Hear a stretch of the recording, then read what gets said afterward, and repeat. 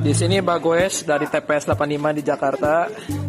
Jadi lihat ini hasil perhitungan nomor urut 1 itu 99, nomor urut 2 58, nomor urut 3 87. Tapi setelah diupload di aplikasi Sirekap, Anies Rashid Baswedan nomor 1 turun dari 99 jadi 44. Prabowo naik dari 58 jadi 948 dan Ganjar tetap jadi 87. Informasi disampaikan secara real 14 Februari jam 22:23 waktu Jakarta. Dia 900 dari mana?